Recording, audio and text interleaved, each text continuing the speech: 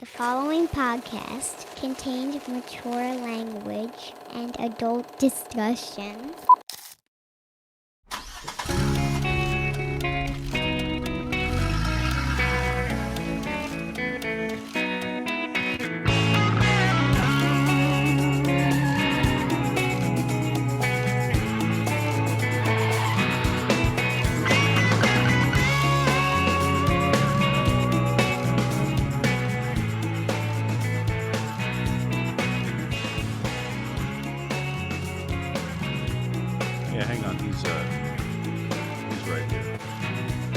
Kev, I have Sam Bankman-Fried on the line here. He wants to, he's got some issues with how you've been talking about crypto. Should we patch him in?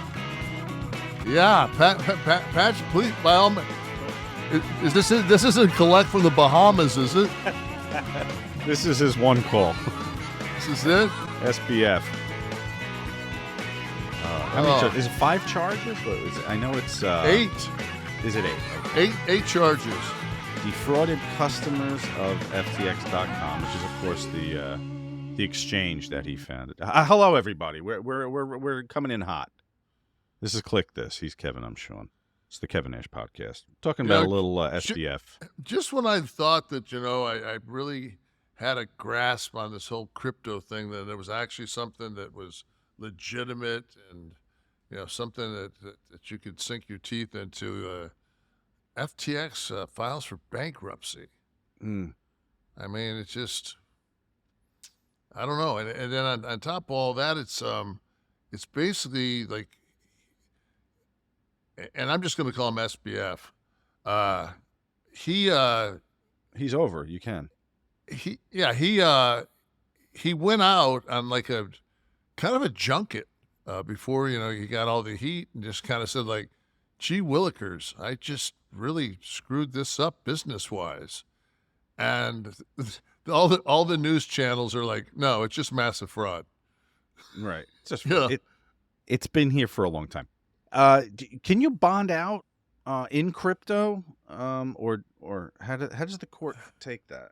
I don't think he's bondable because he's going to be extradited. He's going to be extradited, right? Yeah. I also hell of a look.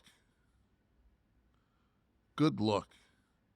You better have $42 billion, because it couldn't get laid with $42 billion. I didn't realize this, that when you're extradited, once you're extradited, they can't add charges. So they give you everything on the front end. So this guy got everything on the front end. But you could probably plead down, right? Oh, yeah. Okay. Yeah. What Manoff got like 100 years, right? Oh, it was ridiculous, yeah. He got like 100 years, and he was like 79. Chances of... I didn't see that movie. Did you see that movie where... Yeah, I watched it. De Niro, right? Yeah. It was actually pretty good. Yeah. It's one of the things that's been on my list for 7 years. A lot more feedback this week from more than Mr. Bankman-Fried. We have Michael Potter, who said, "Love from South Africa. So cool hearing Kev speak about my country. Massive love to Mr. Oliver and Nash. Making my way to the States this year. Can't wait to try Jackknife and hopefully catch you at a convention." I wouldn't fly back home with it. I don't know what the penalty is in South Africa for having a little weed. Might be one of those deals where where Biden's got to get on the phone. Well, you're from there, so that'd be okay, I guess. CRPB says, "I'm originally from New Jersey and can tell which is the New Jersey as fast as Nash can call a Florida man. It really is uncanny how you just know. Also, congrats on 100K, guys. See that? T was right, Kev." Yeah, he was. Italian 9101. How can I get info on stem cells for concussions? I'd like to try it. The two places that I've used is Chipsa is down in Tijuana, and BioAccelerator is in Medellin, Colombia. And I'm telling you right now, anybody that watched Biden do his first debate when he started running before he came out and made the push in South Carolina, this is not the same human being. We say it every week, but I watched him the other day, and it's just like he must be getting a bag of 400 million every other day. I mean, it's just like unbelievable. Yours were for your knee and your neck, right? Was it? And I got I think of 150 million in an IV, 75 two different times during then everything else is just it's in syringes, and like I got my facets and my cervicals in my neck. I got No, those are direct injections. yeah, direct injections into my neck, right into the actual cervical. Oh, how does that disc. feel? You're kind of twilight. I Oh. mean, you can feel pressure, but I don't think it's anything like Ned Beatty felt. But so for concussions, this would be what? This would be like a general wash in your what happens is, so you get traumatic brain injury, and your brain gets thrown against your skull, and where that brain tissue hits, basically it gets killed. I mean, it kills the brain cells. And when you look at a CT scan, you'll see black spots on the brain, usually in your frontal lobe. And I mean, I don't know if people look up Jim McMahon. They used to be the Bears quarterback. The quarterback? He could barely even speak, and now he's, I mean, it's like night and day. I mean, probably the most incredible of all the ones that I've seen. And now, of course, I can't remember his name because I've got to pull it out of my ass. Brian Dennehy.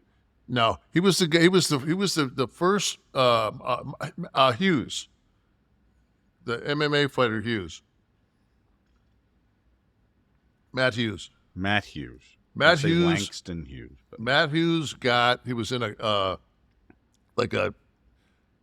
small pickup truck, like a Ford Ranger, and got hit by a locomotive and got thrown like over and over and over and over. And basically they put him in what they call a cocoon, which is kind of like a giant hammock that you're just kind of, yeah. And this is him. I don't know if they've got anything, if they've got anything we can show him now of it, but he couldn't speak, move, walk. He couldn't do anything. And he went down and started with this is with BioAccelerator. And I mean, the last time I saw him, he was walking up the stairs without holding the railing, which is, I mean, it's just it's unbelievable. I mean, besides, until we all decide that we're going to let Elon Musk make us the first artificial intelligence and put chips in our heads. But what kind of money are we talking for this for the process? You can talk him down probably 25. Oh, all right. Yeah, probably 25. I mean, you got to pick up airfare, hotel, and everything else, and then I mean, but What will it do for hair growth? I'm looking for a little more up top. Can stem cells in any way be involved? Oh yeah, I mean they actually inject stem cells into your scalp. Okay. There's just a hell of a lot cheaper things to do than that. Little Rogaine, maybe try that. Yeah. Ringspan, very happy that you guys were able to secure the 100K and get that plaque for T. So excited about attaining it. I'd like to think there was a little of that higher power magic involved. As for Richard Pryor and Gene Wilder, there was More than 2. They did Silver Streak. We forgot about that one. Silver Streak. That was my favorite. Oh, no, then Stir Crazy we forgot. And, Yeah. and then see No Evil, Hear No Evil. He mentions 3. Silver Streak, the one Nash reference where Wilder pretends to be a black dude in jail.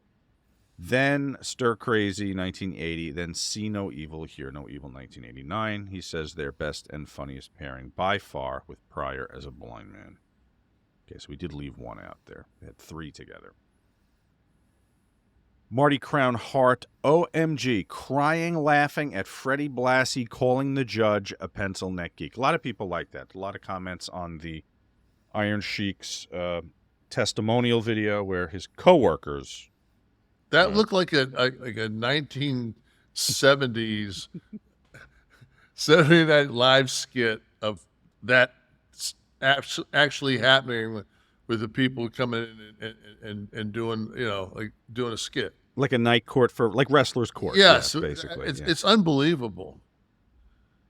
That was quite a good one. You take Skolin out of that, and it's just a shit show. All right. Bobby was okay for 5 minutes, and then he got crazy. Gene also. Gene was good. Yeah. Gene did Cosro a solid there. Yeah. I feel like I might have asked him about that. I feel like the first time I saw that was on a U-Shoot where we played it for him and got Kaz's reaction. Steve, you can look online somewhere and see if faulty memory about that. DSN 274. Nobody is saying that guys who take PEDs don't work hard, aren't disciplined, or that they're bad people. The only problem is when they proclaim they're natural, and that sets expectations for how men's bodies should look when you work out without taking PEDs.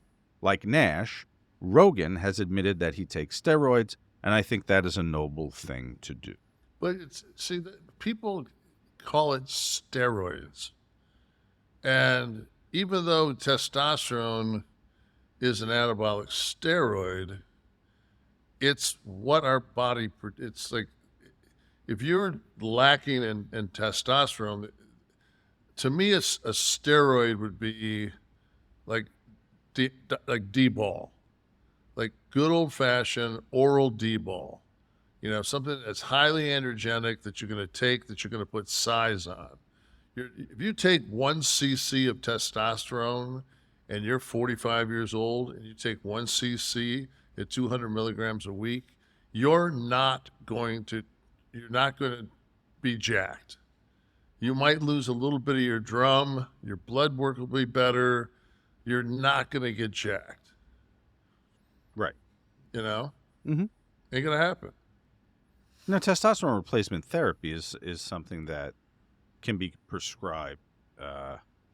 And see, the thing with steroids is if you're in my age bracket where you were alive when steroids were, it was like Deca, right? What were your choices? You had Deca, Diana Ball. What the fuck was it? Yeah, D-ball. Right.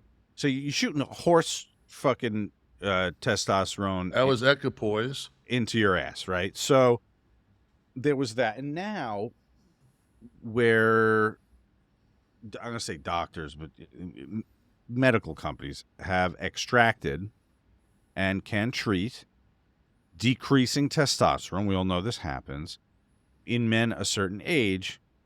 It's different. So I don't think that. So when they say PEDs, they're talking about an amount. Correct me if I'm wrong. They're talking about an amount that would affect your ability to swing a bat, throw a ball. They're not talking about the guy who's 50 who wants a hard-on like he was 30.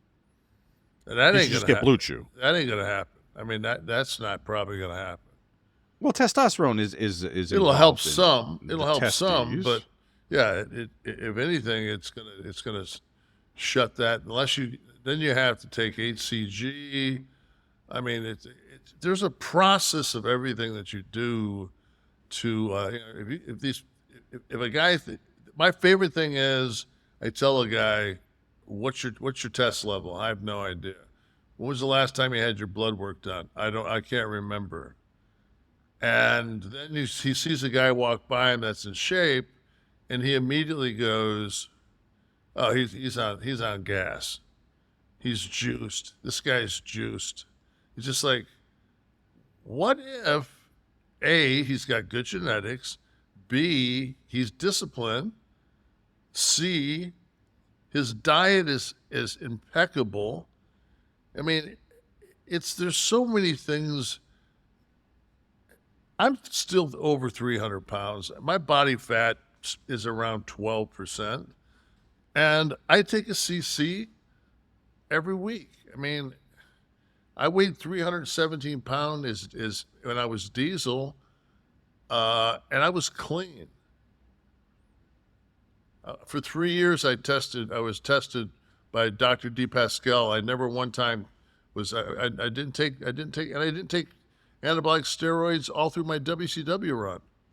Dr. Mauro Di Pasquale, you just referenced. Yes. I think he was the guy when I was in high school, maybe college, and I was working out.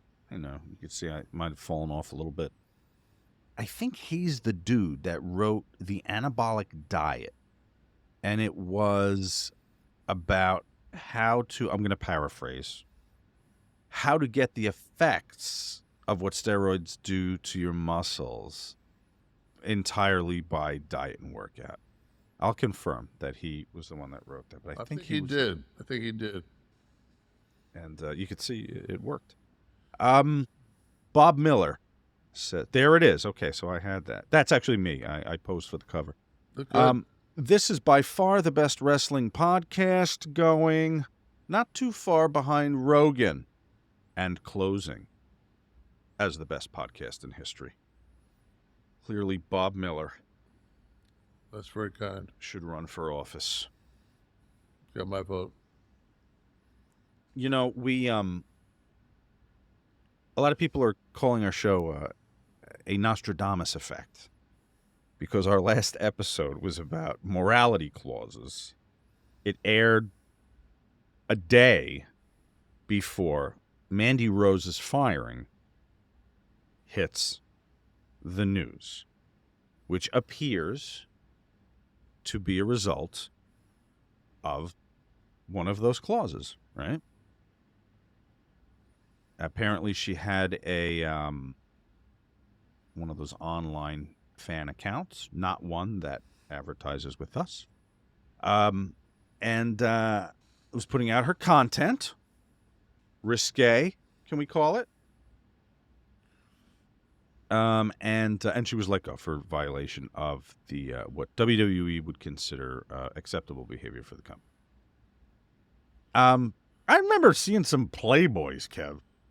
I don't know, 90s, 2000s, different era. Is that what it is? It comes down to the societal. It comes down to the just the absolute loss on a daily basis of more and more freedoms. Freaking believable. But this all goes back to what we talked about. That 65th clause in the contract they handed to you that says, or we can fire you for 1 through 64 or anything. Or no, yeah. Or no reason whatsoever, including showing a nipple. Now, you know what? It was a different time. Oh, do you have any of the content there, Steve? Oh, it's $30 for the content, huh? Okay. So I just don't see. And I read some things about it. They use the term soft core. Right. So I mean, there's stuff on even Instagram, that's is I would consider soft core. But I think nudity is where the line is crossed. Like I don't think on social media, any of the social media accounts like IG or Twitter, can you have actual nudity?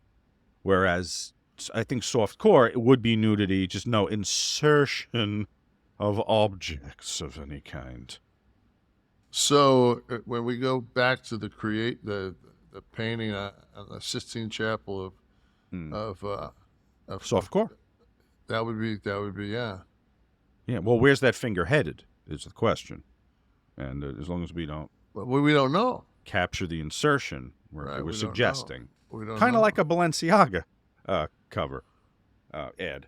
But you know what?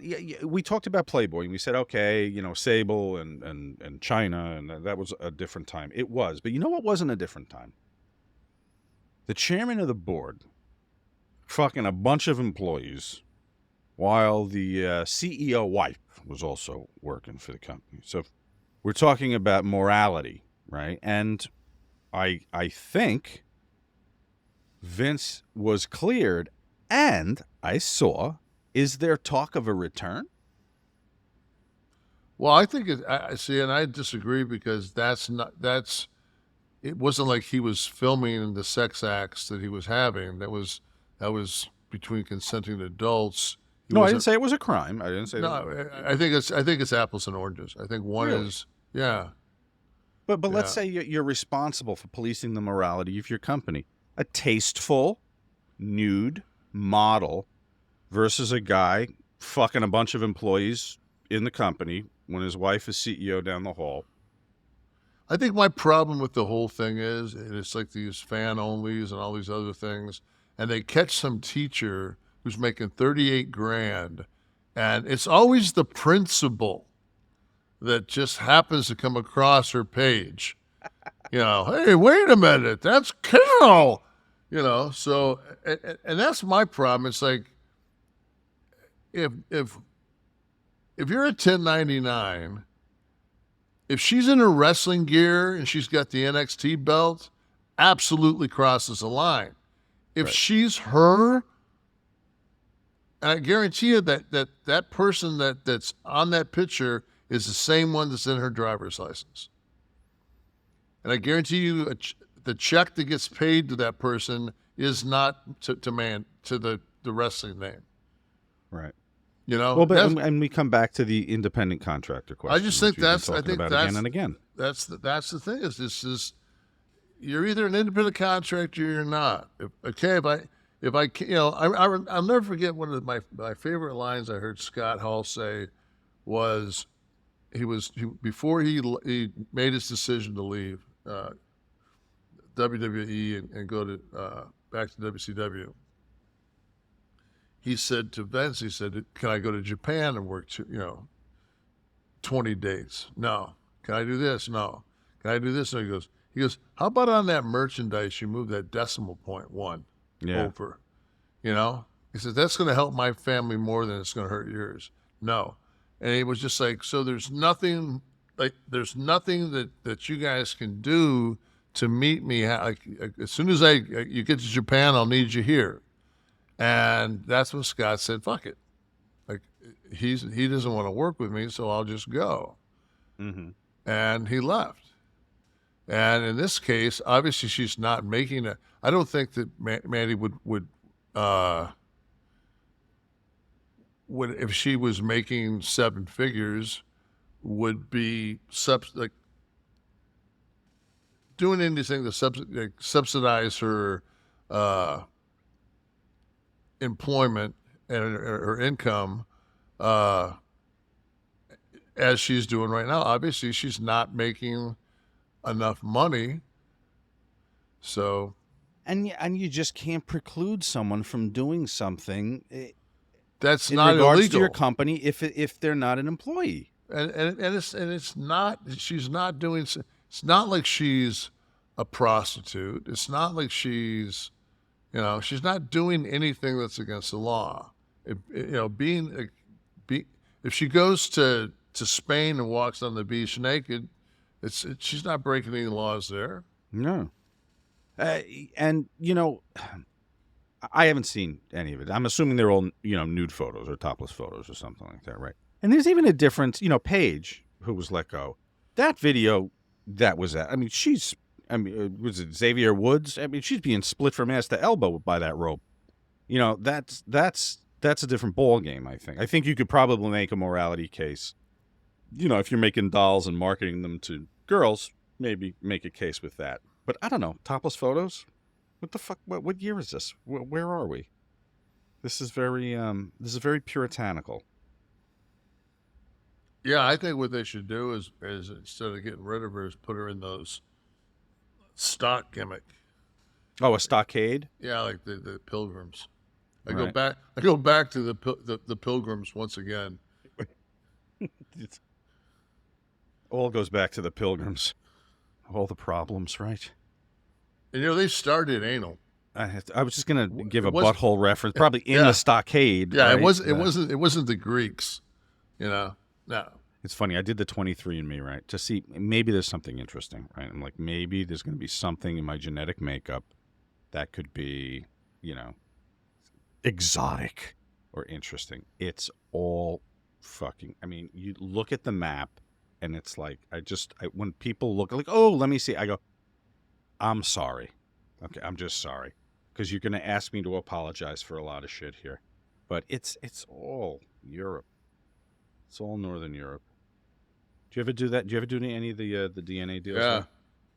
Mine goes from an astronomical amount of Neanderthal into a big blob of Iceland. I wouldn't have guessed. And that's basically it's I'm about as pure blood Viking as you can be. Yeah, right. So again, you're going to be asked to apologize for a lot of stuff. Leif Erikson, I had nothing to do with him. Did you know Twitch from the Very Ellen well show? Yeah. You did the movie, right? Yeah, we did XXL. The hell's the deal there? If anyone that doesn't know, I'm talking about the musician on Ellen's, the DJ on Ellen's show, who appears, this is very new, appears to have killed himself. It was a suicide. I don't know the specifics of it right now, but it was a suicide. I know it happened in a hotel room in Los Angeles. He was 40, had 3 children. Is he a good guy? Oh, God, great guy. I feel blessed. I mean, it's just to have known him the short time that I did on set, day in and day out. I think we were together probably 10 weeks. Did you hear about it? Did you hear about it on the news today? I woke up and I had a group text of all the guys. Oh, you keep in contact with the? You walk into a dressing room and they hand you a couple of thongs and you go and start having dance practice with a bunch of guys you don't know. You bond pretty damn quick. Anybody else? It's cold in here, right? So, what a man! That dude could dance. Oh my God! Yeah, unbelievable. Well, the same said about you when I tell people you were in the film. Yeah, they remember Tarzan's moves. Tarzan. It's funny. Someone said to me the other day, he was the guy with the leg brace. So that story you told on here about losing the leg brace or keeping it was memorable. That was smart by what's his name? Soderbergh, yeah. Soderbergh, yeah. If I told you a couple of weeks ago you could own a piece of Twitter, you'd think maybe I was talking about buying some stock, right? But this week, just the other day, Elon cleaning house. When they talk about a fire sale, they're not kidding. Twitter has contracted with, what's the name of the auction house? Is it HQ? HGP, excuse me. HDP Auction House. They are auctioning off. Those chairs from the Nuremberg trial? They do not look comfortable. No. But I'd be into some of those espresso gimmicks there. So what they're doing, for anyone who didn't see this, they're auctioning off a bunch of stuff from the corporate headquarters out in Silicon Valley. And I think it's San Francisco. Do you have an espresso machine? I do. If I want it, it's too much work. It's some work, but you got to be into that. Yeah. You got to be into the grind, the fineness of the grind. I remember I used to grind my beans and do the French press, and there's a smoothness to it, but it's like, fuck it. I'll drive to McDonald's and go through the drive-through window and yes, of course, but there's a little satisfaction in putting the work in. No? See, those are very intricate machines. See, all the bidding is starting, I believe, at $25, if I'm not mistaken. Yeah. Hey, listen, They take, People might ignore this. You might be able to nail it for 25. I actually heard they're taking crypto. Did you? Take my crypto, please. What when a company's going is in financial straits, as Twitter may be. He dropped to number 2. He's behind the guy from Estee Lauder now. In wealth. In wealth. I guess Twitter did that to him. But no, it's Tesla. Now in the waning days of WCW, what could they have auctioned off to save the company? Maybe the Oz, like that 11 soft that was sticking out of the top of. No, that thing was already in Osaka. It was already in a sports bar in Osaka by then. I walked into the sports bar. It's me and Bischoff and Sonny Ono, and they got in a glass case. They got Liger's mask and the Oz gimmick, and they're spinning with lights on them in this little sports bar. Wow. And all they show is pro wrestling in this place. So we go in this little bar, and Eric says, "Hey, man, if you want that, I'll buy it for you." I said, "Are you kidding me?" I said, "This thing's enshrined, man. Let it ride, man. Let it ride." I said, I'm sitting there. With Jushin Liger's mask. With Liger's. I'm like, no, let that thing sit right where it's at. How about Shockmaster's broken wall? Maybe some pieces from the when Fred Ottman fell through the wall. Just the 2x4 that somebody laid across the bottom, so he could make sure that he caught his feet on it. Yeah, they didn't go vertical with those for some reason. They ran the beams horizontal. That's incredible. Yeah, unbelievable, dude. We're not partitioning off a basement, okay? We're doing a skit. Did you hear? You ever hear? I heard a term, and I kind of chuckled at it, but then I read it, and it was a little intense. Stiff person syndrome. Apparently, Celine Dion has been diagnosed with this stiff person syndrome. So do you want to hear the It's not an 11 soft joke. No. This is the propaganda. So Steve, you're going to have to look this up. That when somebody is tortured, their body, if they're being tortured or killed or whatever, their bodies secrete something. See if you can find out. I think it starts with an E. See if you can find out what that is. Okay. So anyway, supposedly what has happened is since Epstein and that crazy whatever her name was it Maxwell? Is that her name? Maxwell. Yeah. Yeah. So since that whole culture club that was hanging out in the British Virgin Islands got split up. But they were doing, not only could you go out and pick up the pedophilia, human trafficking and all the other shit, but they were also torturing let me see. Is that what is it? I don't know what that is. Is that what it is? IMA. Can you see it over there? The secretion we're talking about? Yeah. Is that what it's called? But anyway, they're saying that it, what it does if you drink the blood right after that the person's killed, that it's like supercharges your system. And they're saying that she hasn't had it in 2 years, and now the side effects are that her immune system's shutting down because she's used to having this. I mean, this is all, of course, bullshit. But this is the QAnon energy drink that's going to be. Yes. Yeah. So I was actually told that I was told this, and it was like, I mean, the person wasn't smiling when they were telling me. It was like, of course you know this, and I'm like, oh, obviously, yeah. Fuck this. This is. I mean, here I am looking at. I'm reading it, and I don't even know what the fuck it is. So. Kev, what do you think next week? We do something special here. We'll be here, regular time. Everyone here is gonna get a brand new spanking new show on Monday. But maybe for our friends on our new friends on ad-free shows, you can all go to adfreeshows.com and subscribe to a subscription level and get some bonus content. In addition to the ad-free shows, you get some special stuff. Why don't we do a live taping of this show next week for the ad-free folks?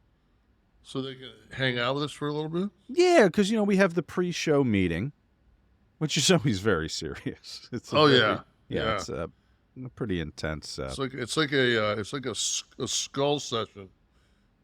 We could let them in a little early for the pre-show meeting, and they could sit through the taping, and maybe at the end for Ask Nash, instead of just the tweeted questions, we'll mix them with some live questions from folks. What do you think? I think we should do that. I'll do it. All right. So I want everybody on ad-free shows to look for that. We will give you the time and login info, and Steve, you can handle all that stuff. We'll let a live audience in here, kind of like a live studio audience taping of Family Ties or Friends or something like that. See how the magic is made. Get to sit through our piss breaks. And I was trying to find that whatever that substance was. I couldn't find it. They're looking. Someone will have it probably on YouTube, I would say, and they'll probably just make it up and in some way tie it to the fact that you're a libtard. Seems to be the MO there. All right, so we'll let you know about the live tapings. I just, I hang around a lot of libtards, and I just don't, like, what do you think, like, especially, like, on me? If I was, like, a big baby blood drinker, I think I'd have a hell of a time getting the stain out of my my beard. I'm just saying. It's just, Well, you wash it with that special secretion when someone's tortured. That gets stains out of everything, I heard. I read that. I wrote it down. And then me and Tom Hanks, too, have the same birthday. All right, stiff one of the week. Folks, it would not be a stiff one if we don't talk about how to get the stiffest one you can. And guys, I'm talking about Blue Chew. It is the unique online service that delivers the same active ingredients as Viagra and Cialis, but in chewable tablets and at a fraction of the cost. I was listening to the other day, I was listening to Joey DIAZ podcast, and he starts off with a motherfucking Blue Chew, hey, get that fucking dick ready to sling, baby, chew some Blue Chew. He was going berserk. I can't match that level, but I can tell you that you can take these motherfuckers anytime, day or night. You plan ahead, be ready whenever the opportunity arises. The process is simple. Sign up at BlueChew.com. Consult one of their licensed medical providers. Once you're approved, you're going to be slinging dick in no time, baby. You'll receive your prescription within days. The best part, it's all done online. No visits to the doctor's office, no awkward conversations, no waiting in line at the pharmacy. And they are made here in the USA. They are shipped to you, packaged discreetly to your door. And here's the best part, guys. We're going to give you a month for free, okay? What do you got to lose? If you can benefit from some extra confidence when it's time to perform, chew it and do it. Have better sex, baby. We're here. We got a special deal for the listeners. Try Blue Chew free when you use promo code NASH at checkout. Just pay $5 shipping. That's BlueChew.com. Promo code NASH to receive your first month free. Visit BlueChew.com for more details and important safety information, and we thank Blue Chew for sponsoring the podcast. All right. Stiff one of the week. You know what? I got to say this. Yes, Jesse. I'm going to try to do him. You can fuck all the girls in the world. All you need is 3 motherfuckers. You ever see that Joey on fucking it's on he comes across on my Instagram if I go through the reels. He's all you need is 3 motherfuckers to take over. 3 badass motherfuckers to take over the world. Like, probably 3 of them will do it. Especially bum rushing McCartney and McConnell. Oof. Well, now there's a Joey Diaz impression that we can add to the year-end awards. We'll tell you guys about this shortly. We have to. Every respectable wrestling organization, wrestling media outlet has year-end awards. So we're going to have our five dildo year-end awards coming soon. So get ready for that. A lot of good stuff on the horizon, everybody. Stick with us here. All right, the stiff one of the week. This one is, you remember Casey Kasem? Yeah. He used to do the American Top 40. And so here's an incredible outtake. This is Casey Kasem shooting on, I guess, the studio engineers, but also up-tempo songs that he has to read a sad dedication after coming out of an up-tempo song. Let's hear a little. And Casey was always the sound of American radio, right? That smooth voice of American radio. Well, here's Casey Kasem if you've never heard him before. Our long-distance dedication. And this one is about kids and pets and a situation that we can all understand, whether we have kids or pets or neither. It's from a man in Cincinnati, Ohio, and here's what he writes. Dear Casey, this may seem to be a strange dedication request, but I'm quite sincere, and it'll mean a lot if you play it. Recently, there was a death in our family. He was a little dog named Snuggles, but he was most certainly a part of... Let's go start again. From coming out of the record. Play the record, okay? Please. See, a lot of those up-tempo goddamn numbers, man, it's impossible to make those transitions, and then you got to go into somebody dying. You know, they do this to me all the time. I don't know what the hell they do it for, but goddamn it, if we can't come out of a slow record, I don't understand it. Is Don on the phone? Okay, I want a goddamn concerted effort to come out of a record that isn't a fucking up-tempo record every time I do a goddamn death dedication. Now, make it, and I also want to know what happened to the pictures I was supposed to see this week. This is last goddamn time. I want somebody to use his fucking brain to not come out of a goddamn record that is that's up-tempo, and I got to talk about a fucking dog dying. Casey Kasem. I want to know what the pictures were that he was waiting for. Was it Mandy Rose? Yeah, exactly. I think that's yeah. But you know what? That's one of those deals where it's everybody is that person. Sometimes, somewhere in your life, man, it's like you just say uncle, man. You just go off. I mean, I'm sure, how many fucking mornings in a row did he look at those ears and just let it go? Just let it go. Let it go. And then that morning he probably said, why the fuck are my ears like LBJ's? And why the fuck are they playing this up-tempo shit? But come on, dude, you're going into Snuggles the dog. It's not somebody's, like, it would mean a lot to me if you, come on, it's Snuggles the dog. You can't blow a gasket on that case. No, I think it was a bit much. Yeah. It was all over the top. I was a little diva-esque. Yeah. That was a little Patti LaBelle right there for you. I always loved pictures of him and his wife. You know, when there's a real, obviously, like, odd celebrity match. Can we get a little, I think God, Jean, wasn't she Jean like, Kasem? I think Jean and... She was very blonde, like much younger. Big, blonde, buxom, like towered over him. He was this like little ashy... It was almost like Aykroyd's wife. Here we go. Let's see. Yeah, there you go. Yeah. Love comes in many different forms. Kev's going to defend his stellar record. It would be an boy. MMA Hall of Fame record if he was in the octagon for Florida Man or Jersey Got guy. him that. 2 headlines, one a Florida Man, one a Jersey guy. Kev's going to try to decipher which is which. Okay, first one, and boy, we're going to talk about this one. Man arrested after having public sex with a dog and damaging a church nativity scene. And convicted man said he didn't know Congress met in the Capitol, so he couldn't have it intended on obstruction. Man arrested after having public sex with a dog damaging a church nativity scene. And convicted man said he didn't know Congress met in the Capitol, so he couldn't have intended obstruction. Well, Florida's too red to allow a nativity scene. So I'm going to say that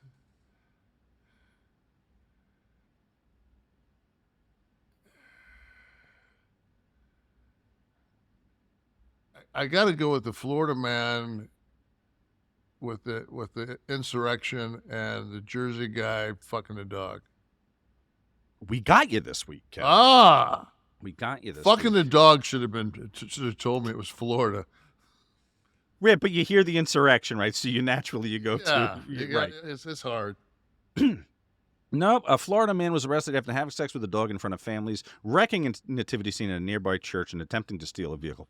I didn't know, was the nativity scene destroyed while the fucking of the dog? Was it wild dog sex and tail and leash flying around, knocking the Virgin Mary down into the three wise men?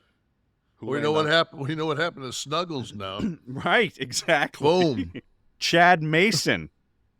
We came out of an up-tempo song, and Chad Mason was hitting it dog style.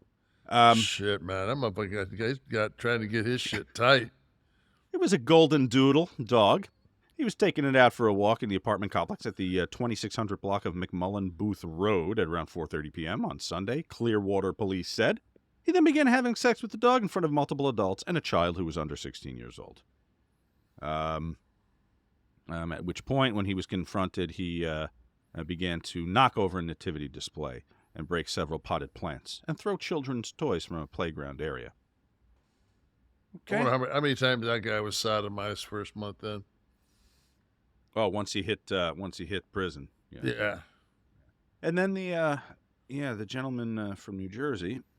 He might have just. I bet you that guy did a year. The dog guy. Yeah. Yeah, I wonder. So let's go to Jersey here for the take a look at this guy, folks. Let's see here. If you didn't think there were issues before, here is Timothy Hale Cusinelli. And this is a photo taken at the trial. He said that he didn't know Congress met in the U.S. Capitol, and so therefore could not have intended to disrupt He didn't the come up. electoral vote. Let's see. I think Steve was having a pop-up issue there. Let's see. He looked like he was about to go DEFCON 3. Timothy Hale Cusinelli. Did the guy look like Adolf Hitler? Yes, he's got, yeah. Oh, he's really, he's going for the look. Oh, and he's auditioning for the role, for the Mein Kampf miniseries, which is coming. That would have definitely, wow. That's all you can say, right? Yeah.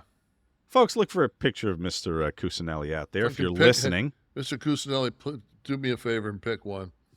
Yeah, he could be a pick a hand. Not the category for the year-end awards, I'm thinking. Yeah, I think he's going to suck one. We were talking about some news stories the other day, Kev, and we somehow got off on what the newscasters make today. And I'm talking about some of the talking head bozos on at 9 o'clock at night. I'm not even talking about the nightly news or the like a weekend news, like Sunday news magazine. I'm not talking about 60 Minutes. I'm talking about all the yo-yos. And then we started comparing it to prove that it's entertainment. You were like, yeah, you know what fucking Troy Aikman makes. So we're comparing it to sportscasters, and we're seeing that today we are absolutely dealing with news as entertainment. That's it. That's it. It's straight. Let's take Walter Cronkite. We can all agree that Walter Cronkite was probably the gold standard in, where your parents got reliable information. It was a voice of authority. As I always say, that it was the voice that told us that we were going to lose the Vietnam War. I remember he was the one that said at so-and-so time at Parkland Hospital, President John F. Kennedy was pronounced dead. Right. I mean, all those. And then as you grew up as a kid in Detroit, he was the guy that said, that would always say, it's outside of so-and-so and you're in. The only difference is you are there. You Remember are that? there. Yes. Remember that? Was that his deal? Yeah. He did the "you are there." But it was like that. It was, you had a handful of these guys, and I'm not being sexist. They were guys at the time. And they were authority. They were trusted. There was no questioning whether what Walter Kronkite was telling you was spun or whether it was fake news or whatever. There was authority to these guys. But you also had every major, like we had Detroit Free Press in the morning and the Detroit News at night. So it was all backed up by, there was different, it wasn't two conglomerates, the Washington Post and the New York, two papers in the world. Mm-hmm. And that was it. It's like you actually got news from the Sheboygan Times. So, but my point is that if you were paying for news, you're in charge of CBS News, right? You'd make Kronkite one of the highest paid people on television. You would think the highest, yeah. Yeah. So let's go to the news first. Let's look at, well, you know what? I want to compare. Let's see. We got to go Walter first. We got to give his salary first. Okay, his salary in 1981, his peak salary was in 1981, and it was $1 million for the year. In today's money, it's 2.1. Okay, let's just keep that in mind. We're saying he's the gold standard of news, not questioned, depending on what political party you're in. He was the gold standard for news. 2.1 million in today's money. Okay. Let's go to today's. I'm going to throw out a name. Anderson Cooper, big name, right? CNN, newscaster, but also a bit of a personality, right? Yes. Starts blending now. Now he starts to get. He does. He brings in the New Year. Yes, him and Cohen. I watch them now. They're so goddamn funny. I miss Kathy Griffin. Oh yeah, she was out of her mind. Anderson Cooper, $12 million a year, which I think is low for him. Well, because he's across a bunch of things for the network, right? So yeah. he's got the evening show, and So he also probably does a lot of those documentaries he hosts too and stuff. Sean Hannity, 40. You're absolutely correct. $40 million. $40 million.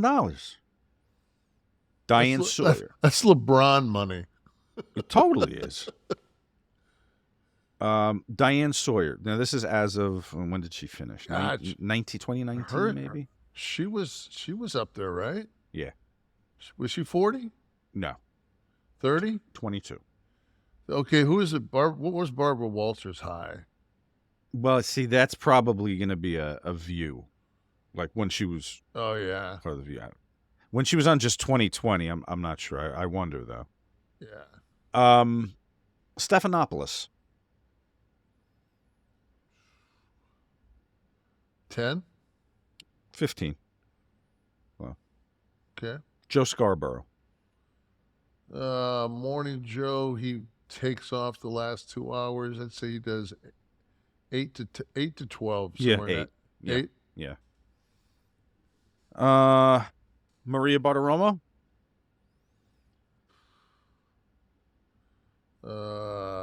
6. 10. 10. Yeah.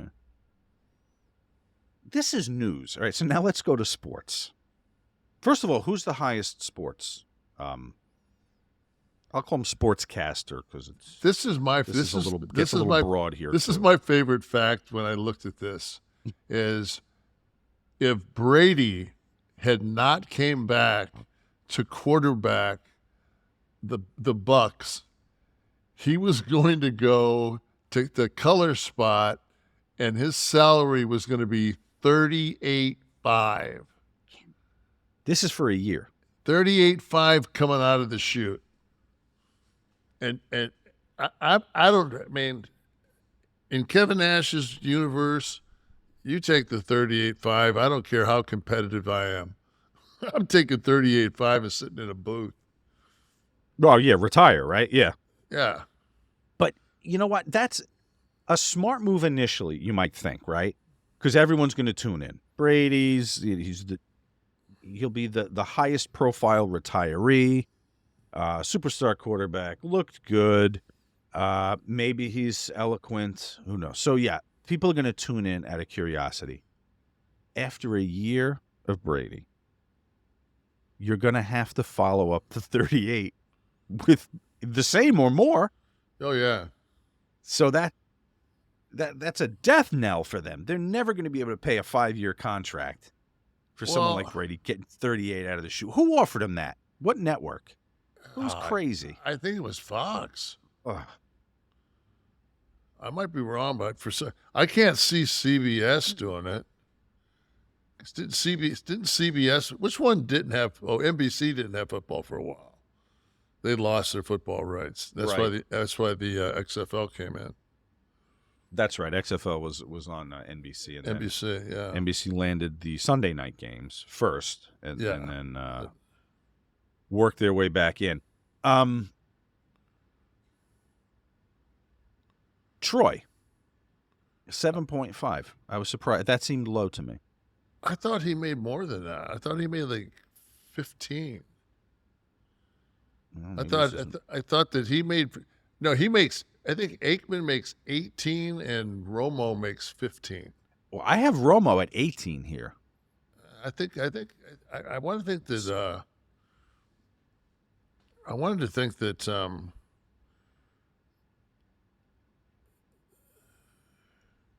It's funny, it's both Cowboy quarterbacks, right? 1.5. Wow, Romo did all right. Have a jersey upstairs. You want it? No. Let's see. Troy Aikman. Salary. I had him at 7.5, but maybe. Yeah,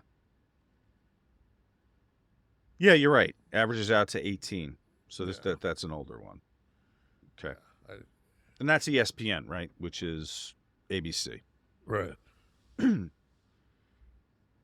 Strahan. I know he makes, gosh, he's in that ballpark 15? Yeah, 17. Okay. Plus he's got that morning show, and Yeah, I mean, that's a working dude, man. Can you believe it? It's finally here. It's the most wonderful time of the year, unless you get stressed out about how to pay for it. Savewithconrad.com can help you make this the best Christmas ever. You won't make a house payment for the next 2 months. That's right. Skip your next 2 house payments and use all that cash for your extra holiday expenses. And come next year, you're going to have a lower monthly payment. Don't put Christmas on a credit card. Pay your credit card debt off at savewithconrad.com. NMLS number 65084, equal housing lender. Savewithconrad.com. but so we started talking about this because we were talking about the coverage that that Griner was getting for being released, and only until I did not know until you told me about what's his name, who's still the one still in Big the B. cell. Marine guy. The Marine, and his flash drive in his pocket. Yeah, and his documents, and showing up at the Russian border with $80,000 in his, because we all do that. And how kind of the apples and oranges comparison between the two was, why there had to be a little more discussion in Washington. Well, the thing that killed me was there was this backlash of. I just said, and I didn't say anything besides there's no information on a Paul Whelan guy. So the only thing, I said, fuck it, let me just look up on Wikipedia. So I go on Wikipedia. Like one of the first things I see is that he has filled out like basically a resume, and it goes back and he says that he worked for a police department. I want to think it might be Clarkson, Michigan, and like a sheriff's, like Shelby County Sheriff's in Michigan. The police department said he did work for them, but not in any kind of a patrol role. It was something very, and the sheriff's department has no knowledge, recollection, or records of him ever working. So then I find out that he has 4 different passports to 4 different countries. Okay, and you've got stacks of the currency next to it. What is this, fucking Matt Bourne? So, all right. So, important. It's actually Jason Bourne, but I wanted to say Matt. Important to the story, all of this, right?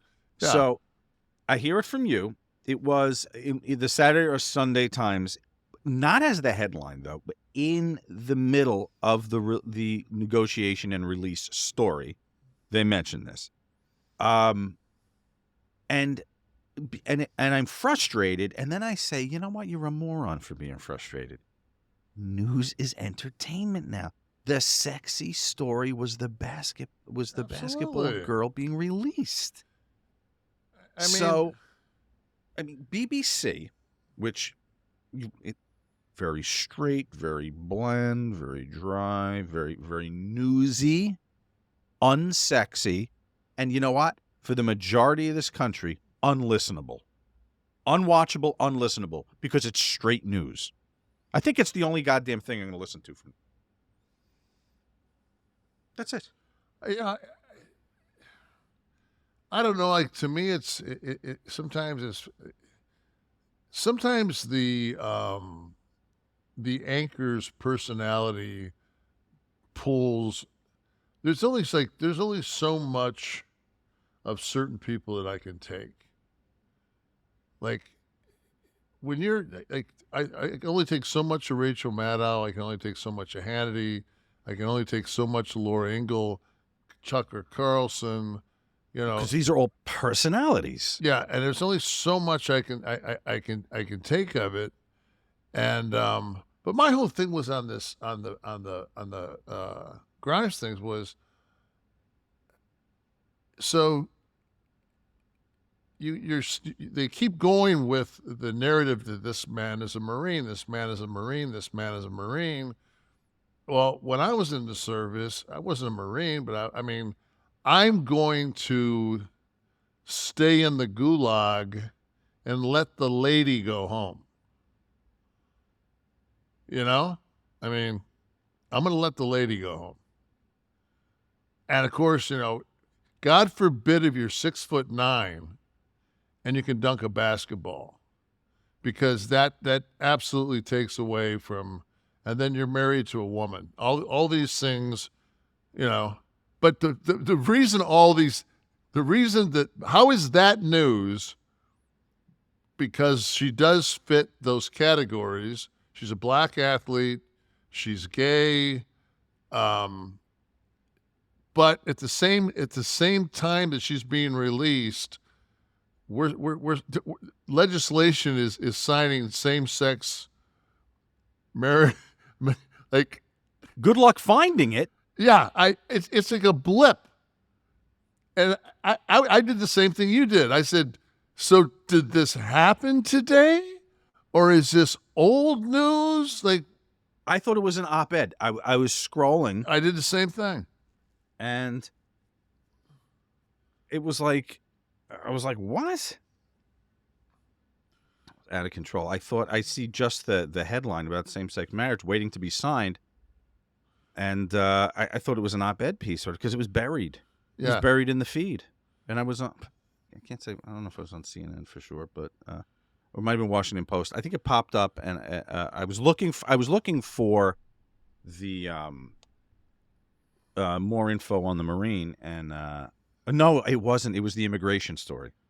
Oh, the immigration thing is completely out of control. I mean, I just don't. I don't see how, and I actually did the math on it. So if you, let's just round it out and say they brought in 100,000 IRS agents. I think that's what they hired so they could, you know, get more of the taxes. But if we're letting in 2.5 million people across the border, like, wouldn't that 100,000 people do more good as border patrol than it? I mean, Need a plan. you got to have a plan. Need a plan. This is, and they keep throwing stuff at Biden and he keeps juggling it, but this is, I mean, this is the optic of it looking like they've shut down the rides at Disney for the day, and they didn't tell the people in line. Oh, the visual. Yes. Oh, the visual, and they did this same thing. Remember that where they had like 20,000 people underneath an underpass, and they kept showing this. They kept showing the optic, showing the optic, showing the optic, and then all of a sudden, like, three news cycles went by, and they showed earth movers and bulldozers cleaning up the garbage where those people were, and this viaduct area was completely cleared. They made no reference to where the people were moved to, what happened, and you just go like, God, that had a short 3-day. You know, like some shit just has, you think like, okay, well, I'll watch that tomorrow and I'll follow up on that story, and then it just vanishes. Well, because it's ratings driven.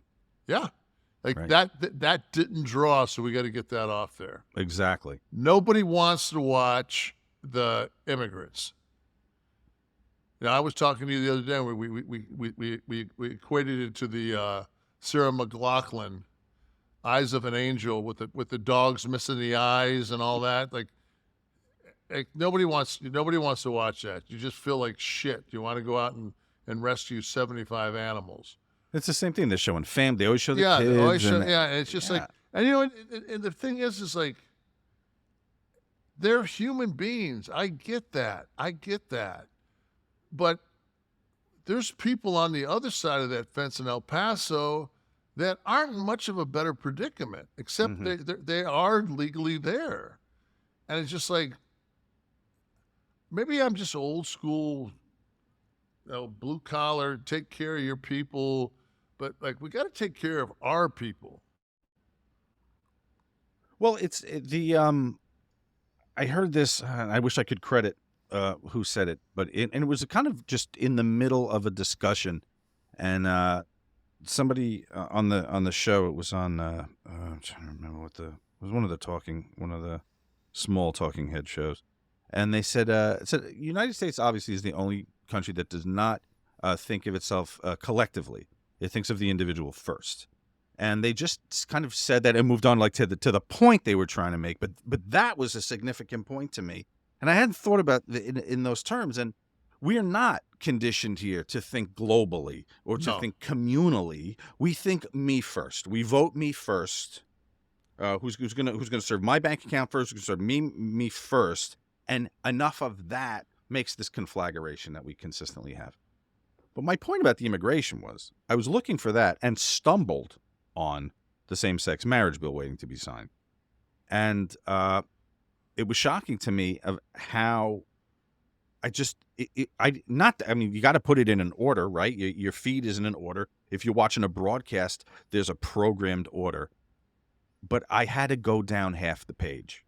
I don't know where it was. I didn't watch news, but I don't know where it was if it was on the top of any of the news broadcasts. But clearly it wasn't as sexy as everything else that was going on that day, because our news is ratings driven. We're just going to have to accept that. Well, I mean, so you take $50 billion out of the defense budget, all right? Mm-hmm. And that's kind of ballpark what takes care of the homelessness. Like, that's what they say if you threw $50 billion onto it. But then again, you don't get to get 50 of those brand new stealth bombers. And everybody knows that there's just not enough nuclear warheads stockpiled in this world as it is to destroy it 1 billion times over. So, I think what you need to do is just make more ammo. You can never have enough ammo. When you sit in Congress, it's like one of those video games where you have to, like when you're creating a character and you have to put like attribution points, like you put 10 points to the fighting skill and 6 points for defense and 8 points for magic or whatever. That's all a nation's budget is. Your budget is your budget, right? You've got the total kitty, and you've got to drop money in different areas. And the prioritization is largely dependent. There's, of course, party stuff, which usually follows suit, give or take a few percentage points in either direction. But like emphasis on defense or emphasis on social spending and programs and stuff. So it's always the same contest every time in Congress when there's a budget. But it is funny how we all looked at the same footage, the 10,000, I'll say 10,000, whatever it was, right? The border shot that we're talking about, right? And we're not talking, it doesn't have to be a wall, but we're still not talking about a system. We're still not talking about, the path to citizenship thing is fine, and it largely deals with people who are here. But you need immigration policy. Well, it's the person from Pakistan and the person from India and the person from the Ukraine who are going through proper channels. Like, I saw a thing the other day on one of the channels, and they were talking about San Salvador. Isn't San Salvador the country that went completely digital? They went Bitcoin. Oh, we were talking about that. Where was that? Wasn't it? Isn't it San Salvador? Steve, is it San Salvador? El Salvador, right? Is it El? It's El Salvador. Hold on one second. Pull that up. Because they were talking to the president of the country, and he was saying, El Salvador goes entirely Bitcoin, and they're like, their country is absolutely booming right now. Everything is just booming in El Salvador.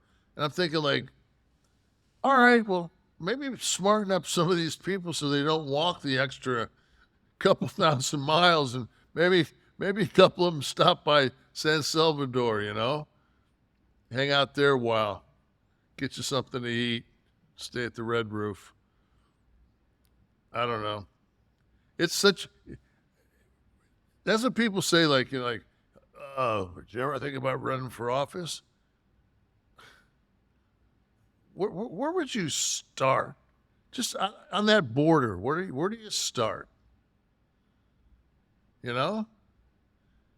Well, first of all, if you have a border, it does have to be patrolled. Absolutely. Right?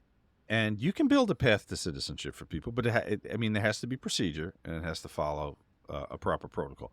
There's always been asylum exclusions, I guess you could call it, in countries that we identify as a fucking shit show, where most people's options would be, be killed in the streets and have your businesses robbed from you, or get to somewhere where you can live.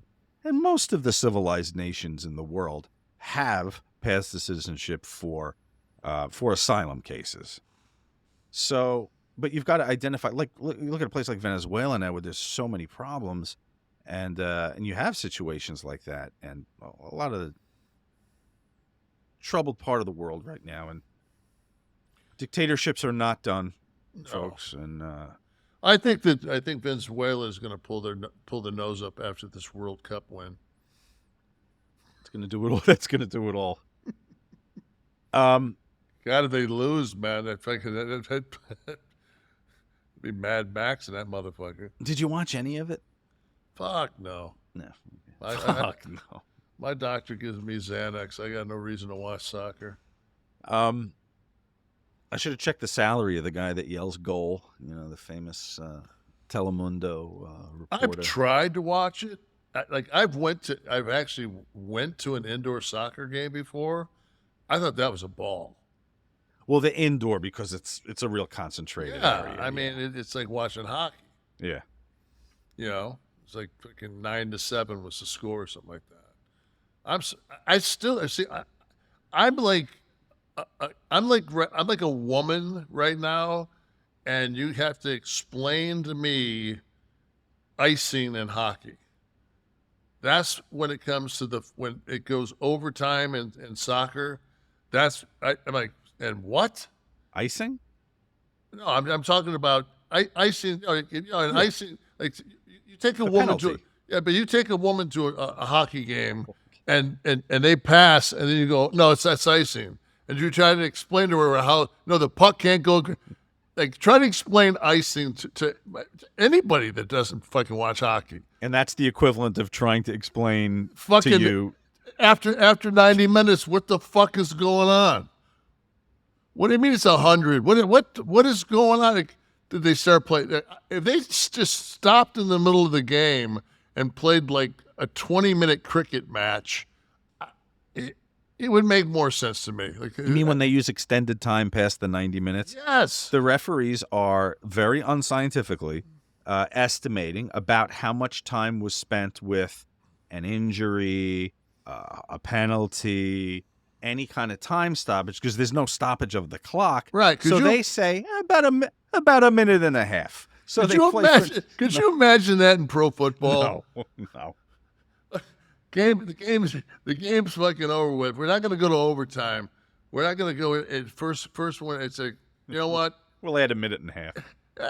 Add 4 minutes. You know?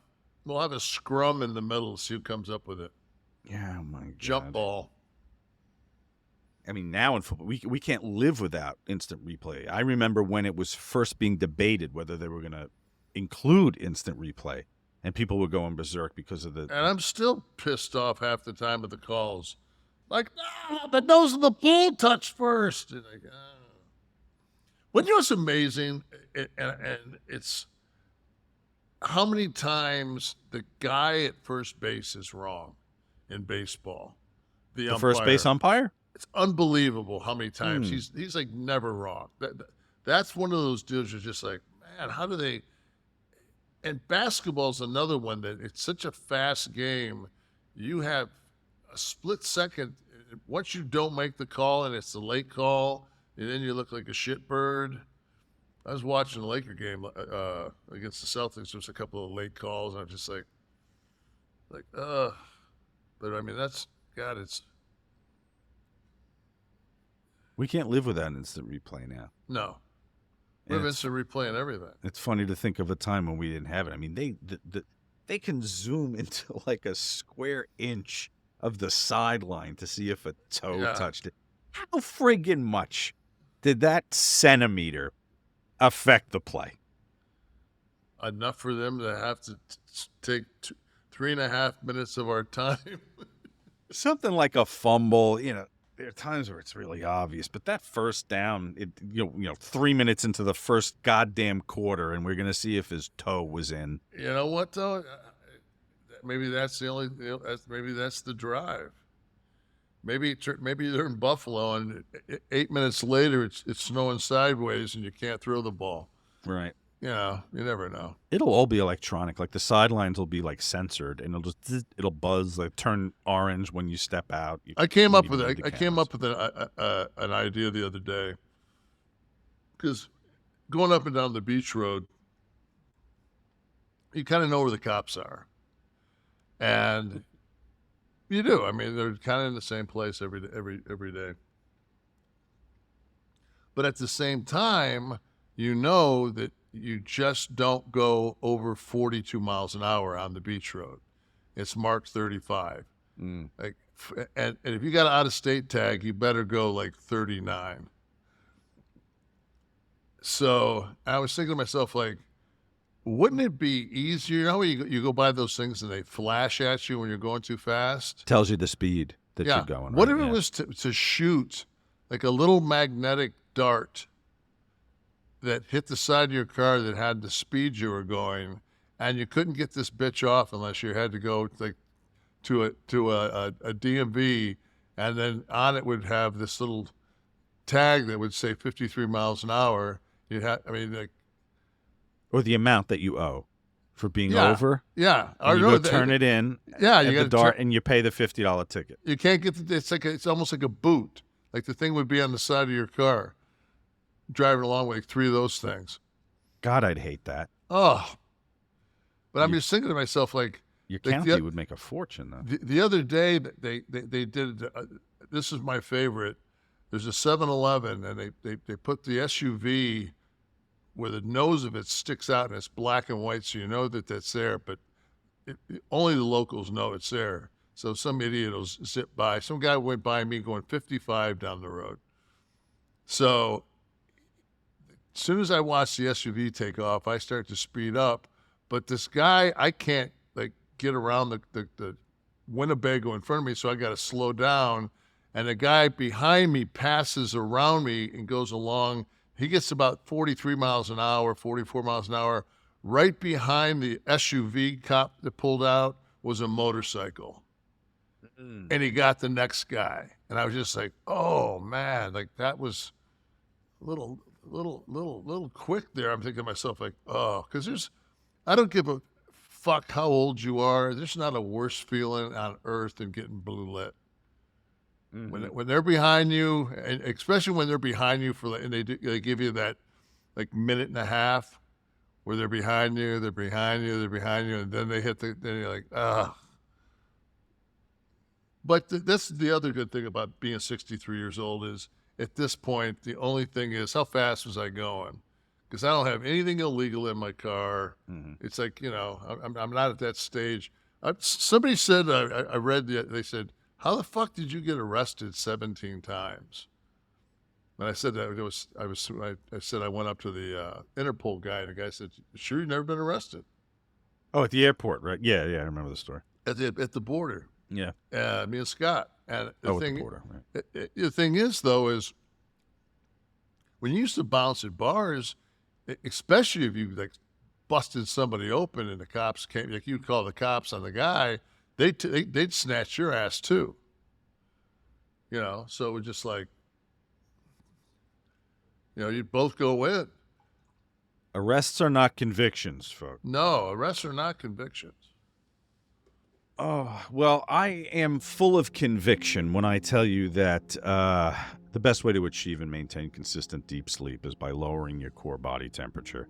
And temperature-controlled sleep, we know it repairs muscle after a hard day's work and improves cognitive function, so you always will start your day feeling sharp, fresh, alert. I don't sleep well. I wake up in all kinds of crazy positions until ChiliSleep. Okay, Sleep Me, which is the new name and the new home for ChiliSleep. They bring you the same great sleep that ChiliSleep offered, but under a new name. Sleep Me makes the coldest, most comfortable sleep systems available. They create the environment that meets the body's natural need for lower core temperatures, okay, promoting deeper and restorative sleep. They make the Uller, the Cube, Doc Pro sleep systems, water-based, temperature-controlled mattress toppers that fit over the existing mattress and provide your ideal sleep temperature. I have it in my bedroom. Seriously, the setup time was maybe 10 minutes, and that was included me taking it out of the packaging. The mattress pads, they slip right over and slide over your existing mattress, then you just throw your sheets on top of it. They are designed to maintain the perfect temperature. You control it on your app. Let's say you want it to be 68 degrees in your bed. Well, it's going to take your body temperature into account and consistently work to maintain 68. Okay? And they also launched the new Doc Pro sleep system. It has 2 times more cold power than the other models. It's whisper quiet. Pair it with your new Sleep.me app for enhanced device control. And guys, if you go to sleep.me/Kevin, you're going to learn more, and you're also going to save 25% on the purchase of any new Doc Pro, Cube, or Uller sleep system. I have the Uller. This offer is available exclusively for you, the Kliq This Kevin Nash podcast listeners, and only for a limited time. That's sleep. That's sleep.me/Kevin to take care of our exclusive discounts and wake up refreshed every day. How's you been sleeping, man? You been sleeping Good. better? Good. I need more hours. I need more time to sleep. I sleep fine, but I need more time. It's You need my schedule. this fucking getting up at 5 every morning. Why do you have to get up at 5? I gotta get out of the house by I also have 3 women competing with me for shower, bathroom, and common space time, and I need at least 1 tea before I leave the house. All right, it's Ask Nash, folks. Hashtag Ask Nash. People ask me all the time. They post, Sean, how do I get a question to Nash? Hashtag Ask Nash. That's what the segment's called. Mr. Mike Noble, back when Vince made the comment, if you didn't hold up your end, you'd be in the unemployment line with your buddy Scott Hall. And you gave Vince the finger, and Waltman seemed to be pretty mad at this. Is there any backstory to this? No, he didn't tell us what he was going to say, so I had sunglasses on, so I just tapped my sunglasses like that. I thought it was just very clever. One can do the finger to Vince and survive. I think that he appreciated it. Big Daddy Wookie. Is this a young Kevin Nash I saw on ESPN? Let's see. Oh, first NCAA tournament victory. That's us. We get number 4. Was it 43? 43. So I had long hair, and my coach told me that he wanted my hair off my collar by the time the next practice came around. I showed up with an afro. I got an afro in that picture. So this is the post-afro. Yeah, this is Link Mod Squad coming at you. That'll show anyone in a position of authority to tell Kevin Nash to do anything. Go ahead and tell me to do something. Tell me I won't. Yeah, you think this didn't come naturally? Fuck. Been telling people fuck you my whole life. Bruno, while we're on this topic, any hair care routines? Recently been growing my hair out. I'm wondering if you had any advice from your long hair era. God bless you, man. I used to change my hair product a lot. I would change my shampoo, conditioner, like every time I went through a bottle, I would change to a different product. And you have to, like, you can't blow dry your hair. You got to leave some conditioner in it. And I've tried to grow my hair out like every once in a while, and I'm just not a baseball cap guy. Like, I'll wear caps every once in a while, but you got to wear a cap through that whole period where you got the wing thing going. It's just like when it's in the middle, right? Yeah. And it's like, and on top of that, you see guys that are older guys that are rock and roll guys, they still have long hair. You get to a point where you lose too much of this right here, and you look like the fucking dude from Rocky Horror Picture Show. You know? There you go. Yes, exactly. Yeah, you can't. It's like long hair is a young man's game. It is. But now, when you were working like the Goldberg match we watched the other night with the Ed Free people, when you're in the, how goddamn annoying is it in the ring? Unbelievable. When you have long hair, your vision's obstructed. I would say 90% of the match. There's hair in your eyes. Unless your face. I was good at keeping it out of my face, but it was the fifth move. But yeah, I mean, you had to flip that shit back. And on top of that, man, it's hot as fuck. Yeah. And what about color? Did it stick? Did it make you, when you had to get color, did it make your hair stick to your face? No, I that's the one thing, man. Is like people always say, "Oh, you're just for men. It's just for men." I'm like, no, you stupid motherfucker. I sit there in foils. I got blonde. You got to go blonde first, then you got to put auburn, then you got to put brown through it. Like would it be a 4 hours? I'd be getting that shit done, but you have to have layers and colors, and I mean, it's if you do just for men, then you look like Mach. Right. Right. Yeah, But you did it like a bitch. You did it the real way. Yeah, I did it the real way, man. Yeah. And you have to be one too.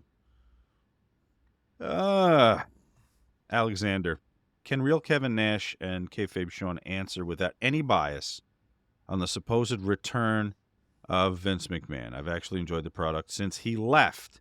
Well, that's why I asked before. I saw. Has anybody else heard any confirmation of this? I didn't. I don't know if it's just speculation or people just, since being cleared, people. I mean, I know he has voting crazy. rights. Yeah. But I mean, like just speaking personally from my life, I enjoyed the stock price going up. Like, leave it the fuck alone. Well, it seems to be impervious to anything they do. The stock price goes against a lot of Wall Street conventions, as we talked about a few weeks ago. So I don't think you have to worry about that. When he quit, they stock analysts said that it would probably top somewhere around 100. So it still got some growth, you know. When he left, the analysts said 100. They said that it could go as high as 100. What do you think about the product, the post Vince product? I like it more. I think it takes a while to. It's just there's so much talent that I just, because like I don't watch 8 hours of it a week, you know. I don't have time to, so I miss a lot of NXT, which I used to watch NXT all the time, and I don't watch as much NXT as I used to. And I've never been a SmackDown guy because it wasn't really something that was around when I was there. And I bet you I maybe been on SmackDown 30 times in my career. Mm-hmm. You know, so I was always a Raw guy. So Raw's that's my cup of tea. So I mean, if I'm gonna watch something, I'm gonna watch Raw. Well, before the brand split, it was always just kind of like an A. I don't know if I wish, should call it a B show, but it was like A- show. I just don't like with the Usos and with Roman having all the belts. It's like, I don't know. It's hard, you know. It definitely makes them a dynasty. You know, Mm-hmm. it's gotten and I think Roman's done a really good. I mean, I've enjoyed,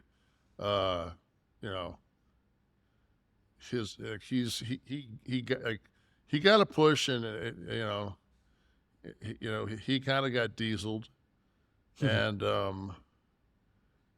it kind of fucked his push, and then but he's solid now. He's I enjoy watching him. I enjoy his promos, yeah. I think adding Zayn to that group was genius. Mm-hmm. I've always liked him. I always liked Sammy. But I mean, I didn't get Kevin Owens for the longest time. Like I just didn't get him. And then it was just like one day I was watching him. I forget what match it was, and it was just like it's a while back, and I'm just like, wow, he's a fearless motherfucker, man. Like he really he's got good psychology, cuts good promos, he's believable. It's like, I don't know. I dig him. Kind of like a Joe thing, right? Joe's great. I've always been a huge fan of Joe's. I've always thought that he was the guy that, if I was booking and I had to put somebody against Brock, Joe would be a great foil. He's just believable. Mm-hmm. And he's got a different look. He just got a different look to him.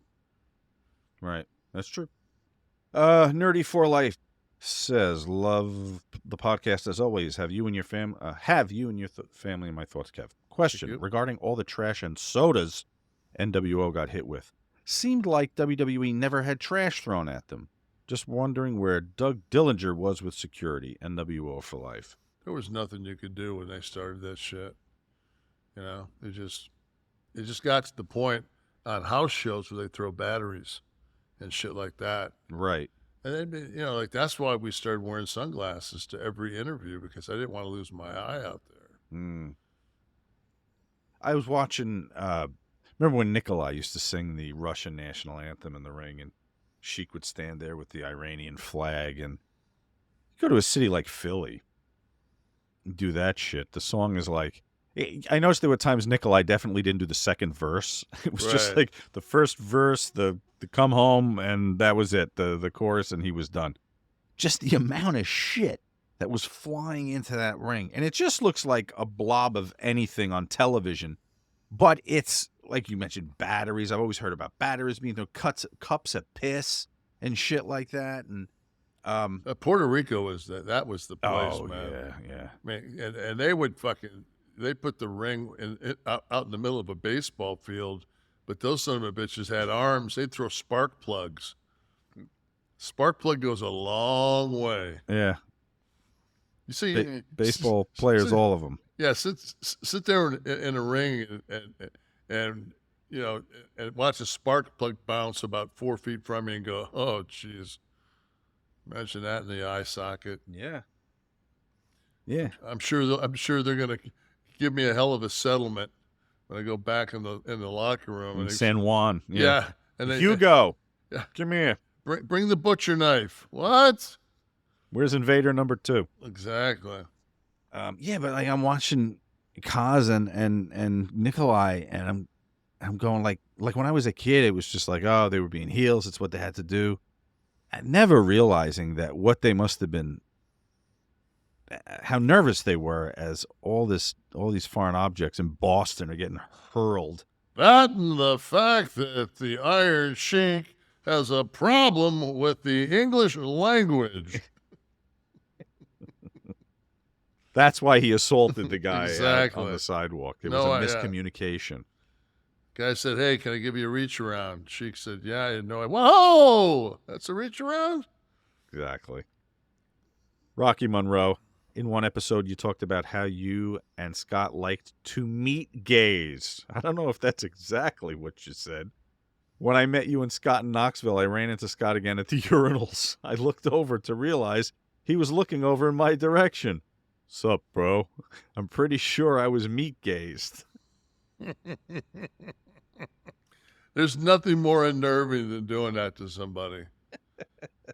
Would Scott do that as a rib? Just yeah, he'd say, I'd say, how'd it go? He'd go, I had the fucking guy next to me clanking his fucking pelvic bones against the urinal.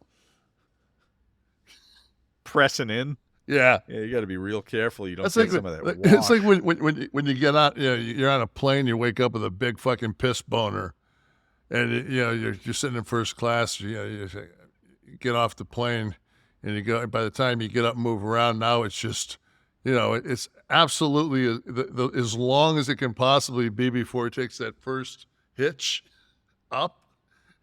That's when you stand back like 6 feet from the urinal. Fucking hold your hog out like, yeah. Make some noise. Whoa! Everybody looks down at you. Jesus, dude. It was like either this or I'm hitting porcelain, bro. That's it, baby.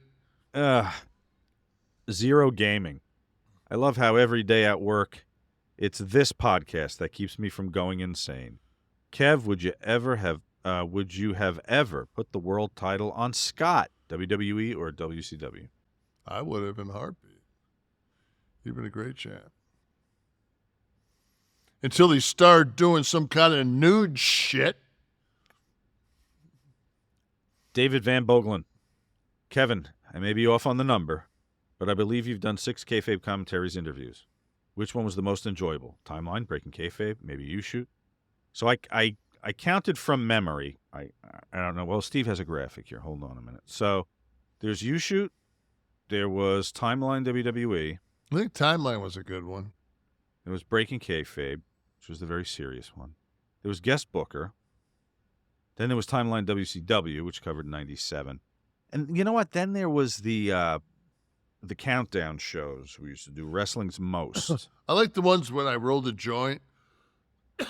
That was a fun one. Remember, Did you do the contest? Yeah, I rolled the joint. Okay. I remember I beat everybody. I think the record holder at the time was Sabu, and X-Pac beat him, and I beat X-Pac. Right. Okay. Yeah. So it's those, and then the this is of course the KC Vault, available on YouTube. Search KC Vault for $14.99 a month. I liked all those because like you did such a good job of guiding my brain dead ass through those. Well, it was all about the research. I credit Anthony with everything. Okay. Well, And, he did. I mean, it was that was always. I always enjoyed doing those. That's why we're across from each. We're sitting here every week Exactly. talking about cack somehow. We talked about the storied history of man's greatest sport, and now we talk about piss boners bouncing off the back porcelain. Got to. The J.L. Wilson awesomeness on the 100K for T. Who does Big Kev consider the most dominant big men in NBA or college history? Being from Arkansas, we hated seeing Shaq because we knew he was going to crush the Razorbacks in the paint. I started watching because I'm a wrestling fan, but staying because both you guys are good human beings. Boy, do we have you fooled. All right, best big men. Well, Kareem, you said you'd put first, right? I mean, yeah. I mean, because he won at the high school, the college, and he won I think 2 state championships. I know he won a city championship at Palmer Memorial. He won 3 at UCLA because freshmen couldn't play. And then he won, I believe, 5, 1 with the Bucks and 4 with I think he won 5. Did Kareem win 5 or 6 NBAs? Somebody check on that. With the Lakers, I'm gonna say 5 because I think that's what Magic won, right? Yeah, I tell you one thing, man. I'm watching that Shaq thing on HBO. Is anybody? Yeah, you told me. Yeah, so I've been watching that, and it's just like, when it comes down to it, nobody was more physically dominant than Shaq. I mean, like Chamberlain wasn't 315 pounds. I was gonna say Shaq's size and strength. Yeah, he was just ridiculous. And when you meet Shaq and you see him in person, he's fucking gigantic. Mm. I mean, Big Show's a big dude, and Big Show's like a giant. Yeah, he won 6. Right, because he won five with Magic. 71. See, I forget well, that's that. when he It's was too far back. Well, he was also Alcindor that year. Lou Alcindor, right? Now, so someone like Kareem, more dominant offensively in the post, or just like owning the lane defensively? He blocked a shitload of shots. Mm. I think that, like, if I had to pick like a defensive center, of course I would go with Russell. Bill Russell was probably the best defensive center. But like when I was watching the Shaq thing, and he's like, okay, he's coming into the league, and he's got Olajuwon, he's got Patrick Ewing, he's got David Robinson, and he's just like, I think he came out his second year. I think he did 2 years in college. So I guess it would be, he would have been his junior year that he came out of LSU. LSU. And like he's talking and he's guarding Ewing, and Ewing does that fadeaway, and he goes like he doesn't give it 100%, but just goes to get a hand on it, and he says to himself, "Oh fuck, man, I can get that." Right. Next time he does it, he just goes up and gets it, and he's realizing that all these guys that he idolized, that he's more talented than. You know, like Olajuwon can't do anything with him. Olajuwon, he was so fucking, like, Olajuwon was faster and he could ball fake him and do all that shit, but look at Shaq got 10 feet from the goal, he was dunking it. Why wasn't Ewing more dominant? Is it the shooting percentage?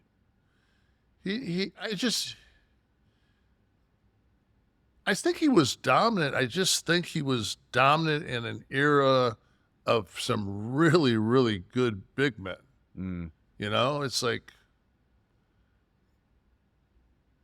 Or was it the surrounding team? Oakley, Starks? I've always been a huge fan of Oakley. I think it's also New York. Just playing in New York, man. Like, if there's a harder place to get to than the fucking Garden, you know what I mean? Like, when we used to wrestle the Garden, like, getting in that motherfucker, and we used to take we'd go to the Days Inn, get in an ambulance, and the ambulance would take us up to the top and drop us off. And then when it was over with, we'd get back in the ambulance, go fucking down and take it to the Days Inn, and we get in our rental car. And so I come back at my last stint, and I tell the guy, I'm like, yeah, I'm here for the Survivor Series. Guy says, yeah, park across the street in the parking garage. I said, no, I'm on the show. And he goes, yeah, park across the street. So I park across the street, and there comes Sheamus and somebody were coming across the street. And I looked at him, I said, he goes, yeah, we've been doing this for years. I'm like, fuck me. I said, so after this thing's over with, we're going to walk in the fucking Garden crowd back to our car and wait. I'm like, what a fuck. I mean, like, that alone was like, okay, that would have taken fucking 5 years off my career. I'd have been, fuck this, I'm not doing it. Didn't you pay for your own parking? Yeah. Wow. That's why they started running that gig in Brooklyn. Barclays. Yeah. Which is more convenient. And the they were giving them the arena for zip. They weren't charging them at the beginning. Well, just taking concessions? Just to get them out of the Garden. And I remember one time snooping, but looking and seeing the Garden sheet, you know. And you sheet gazed. Yeah, I sheet gazed. I looked at the sheet. Oh, my God. The fucking, what the Teamsters and the fucking union guys make to fucking move a fucking cable. Because whether we had our own riggers or not, their fucking riggers were showing up and they were getting paid. So you could do a $300,000 house and you'd walk with $74. Right. You know. I always heard that. Steve just wrote in the comments about losing money. That McMahon Sr. would consistently lose money. Yeah. On the Garden shows, but it was prestigious, and it was like the tentpole card of the month, so he had to do it for the coverage. But it was like impossible to make money because of the invoices. And I remember a lot of times, you know, when you don't understand the breakdown of the cost, like running Europe, and all those buildings in Europe were all union buildings, especially everything in the UK, until Thatcher killed most of the unions. But you would see the sheet and you would see the deductible, and then you'd know. Then when you got your pay, you'd be like, "Of course I got shit pay because there, you know, nothing from nothing is nothing." Exactly. And you know what I got left? Nothing. Nothing. Nothing. Kliq This is a production of Butch and Sundance Media, produced in association with Podcast Seed, created by Kevin Nash, Tristan Nash, and Sean Oliver. Producer Steve Kaufman, and graphics by Dominic D'Angelo. Title sequence and audio edit by Wesley Burleson. Theme song by Dale Oliver. Technical research by Tristan Nash. Copyright 2022. Butch and Sundance Media. Kev? Oh, so anyway, the playout song is my son singing Sophia on off the Builders Boxcar to Jug of Wine, because people always ask me what's the playoff song at the end. So that's my boy singing. All right, we'll just put that in the crowd. Yeah. Kev, we doing another one next week or what? Yeah, because we got to bring some people in and fuck with them. That's right. Live taping next week. Go to adfreeshows.com and keep your eye on our Twitter account. It's at Kliq This Podcast. I'm going to see if I can get Mandy to show up here at the condo. Oh, okay. Yeah, she's free, I hear. Impromptu photo shoot you got going on over there? It's good. Butthole.